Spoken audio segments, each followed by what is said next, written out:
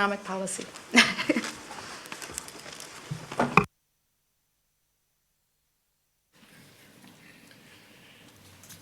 Yes, thank you very much, Anna, for this introduction. Good morning, ladies and gentlemen, and thank you very much to Sylviane and Sébastien for inviting me to participate in the Global Forum again this year. It is amazing to see the wonderful cities chosen by Global Forum for their events. I think it was Geneva last year and Trieste the year before, and now it's Oulu. I've been in Finland many, many times, but never in Oulu. It's a great experience. And we've heard about ice hockey and engineering. We all know about Nokia.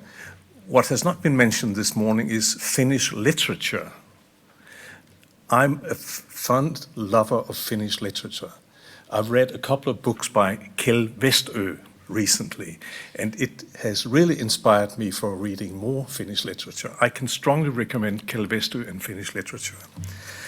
So, apart from the beauties of Oulu, I think that those of us sitting in the panel this morning had a very peculiar, very strange experience. When we were seated, somebody came and gave us a chain around our wrist. And I'm not sure I really understand what it is all about. Somebody said it's about something video type thing. I got the association of a similar chain, which is around the ankle of those people sentenced to jail, but who are allowed to stay in their homes. So maybe it's about controlling that we do not leave the conference venue here for the next 48 hours. But I took on the chain because I saw that my US colleague, who's dealing a lot with security and privacy, took it on her wrist. So I took the chance.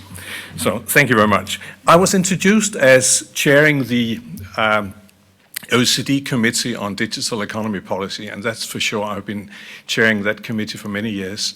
But before that, I was Danish telecom regulator. I've been Danish telecom regulator for 21 years. This is my experience. This is my background for standing here. And I'm so pleased to see that also the former Swedish telecom regulator, my good friend Marianne Treschow, is here. Hello, Marianne. Good to see you. The topic for this opening session of the Global Forum is digital strategy visions. And it has indeed been very interesting during recent years to follow the discussions about what is important when you are choosing the right, the most appropriate digital strategy to be followed in your country. What are really the most prominent and important elements of high quality, up-to-date digital strategy? What should be included? Is it 100 megabit per second broadband to everybody, or even faster than that? Is it complete geographical mobile coverage to everybody in all countries? Is that what counts? I think when you ask politicians, the answer is a clear yes. These are the most important elements of a digital strategy. Why is that so? Because broadband to everybody and full mobile coverage is what counts. At least it is what counts when you ask the electorate of the politicians. And politicians want to be re-elected. But in a broader context, is that the right approach to establishing an appropriate digital strategy to focus only on broadband and mobile coverage? My answer is no. The approach is too narrow. Broadband and mobile to everybody can never be the end goal. Only one of the means to reach the goal, and I must admit, to be honest, a very important means. But what is then the goal? What should a digital strategy address? What are the real challenges for governments all over the world to be addressed by a digital strategy? I think that we have in front of us in particular three challenges. Innovation is poor, growth is low, and unemployment is much too high. In recent years, it has increasingly become clear that a flourishing digital economy can be one of the most powerful tools to address these challenges. Over the last couple of years, it has often been said in Europe that ICT is responsible for half of Europe's productivity growth and a quarter of our GDP growth. 50% of productivity growth and 25% of GDP growth. That is indeed, in my view, a very powerful message emphasizing the importance of the digital economy. Similar observations were made at the World Economic Forum in Davos in January, where Bundeskanzler Merkel and President Hollande also talked about the digital economy being important as a means to address the current challenges faced by governments all over the world. There are multiple examples showing the importance of the digital economy. Personally, I like very much the example of the US app economy as an example of the importance. In 4 or 5 years after the launch of the iPhone, it turned into a $20 billion industry, having created between 400,000 and 500,000 new jobs. Meaning innovation, meaning growth, meaning employment. And similar figures illustrating the anticipated development within this area in Europe towards 2018 were announced by the EU Commission last year. So the trend is very clear. To really understand what makes the digital economy flourish, it is important to recognize that this is not only a question about telecommunications, said by a former telecom regulator. It's not only about telecommunications and broadband and mobile coverage. You have to look at all parts of the ecosystem. In my view, the most prominent pillars of the ecosystem of the digital economy are the following four. Firstly, e-infrastructure. Broadband networks, be it fixed or mobile, are a key enabler to the digital economy, and we need to ensure open access and an open internet developed on the basis of a multi-stakeholder-driven governance model. Secondly, e-applications.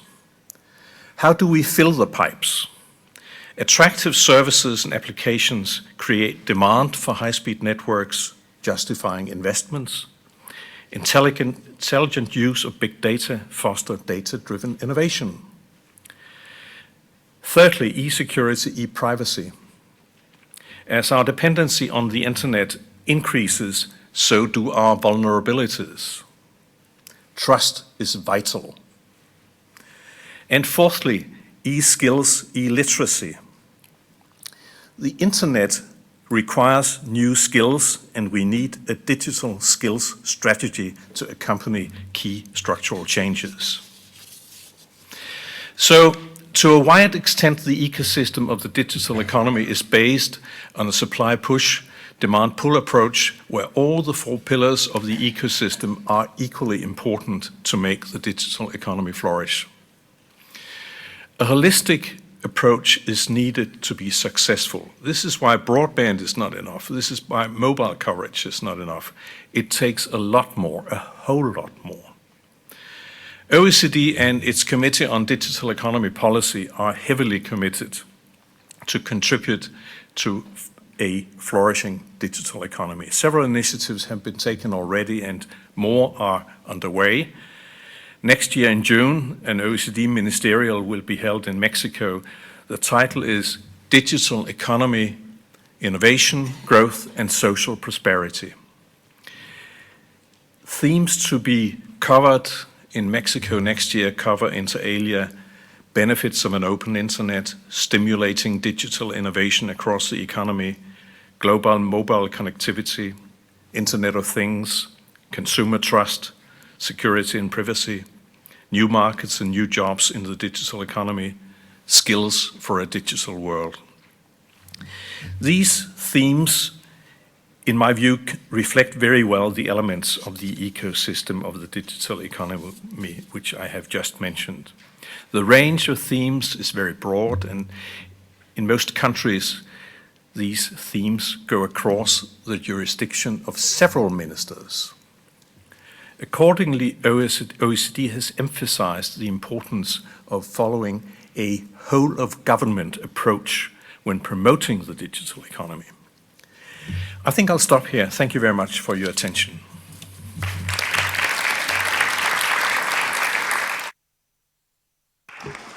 Thank you very much, Jørgen. We all appreciate you laying out the elements for fostering innovation, growth, and jobs, and therefore social prosperity. What about threats? What, in your mind, are the 2 to 3 most prominent potential blocking stones for a flourishing digital economy?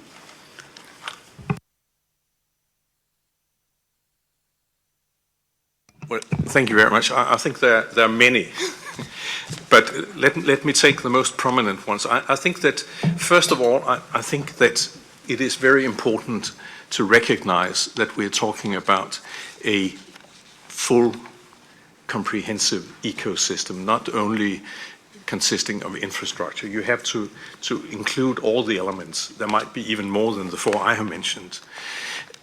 I think that another potential threat is that you're not able to establish, and that is one of the 4 pillars, that you're not able to establish the necessary level of trust. And let me give you an example where lack of trust might be very, very dangerous.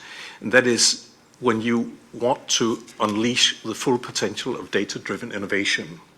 The economic potential of data-driven innovation, let me just give you one example, that those companies being able to embrace big data can enjoy an increase of productivity of between 5 and 10% upon their normal productivity. It's enormous.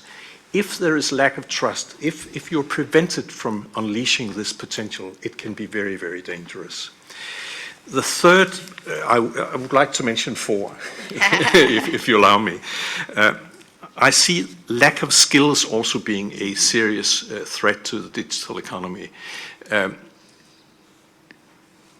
I think the European Commission has calculated that by 2020 there is a number as large as 900,000 jobs which are vacant because you don't have the necessary IT specialists.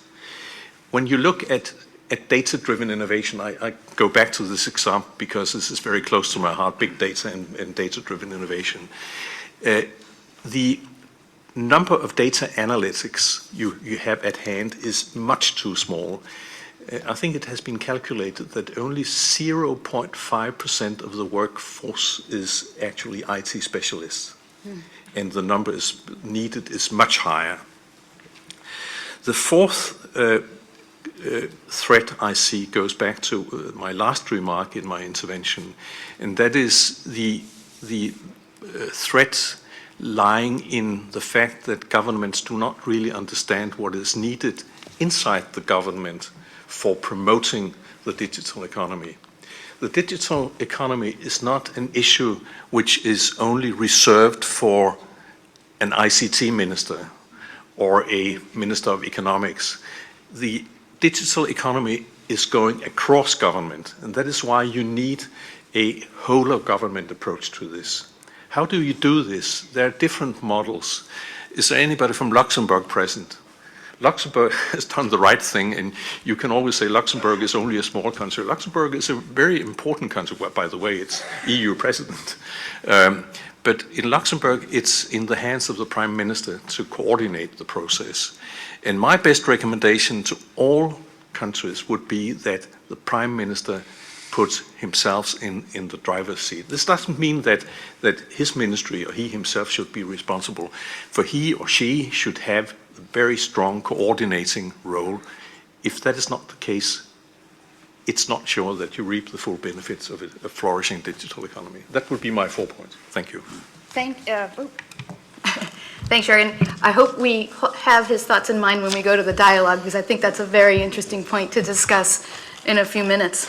Our next presenter is Adrienne Lapointe, who is a Senior Policy Advisor at the United States Department of State's Office of Communications and Information Policy.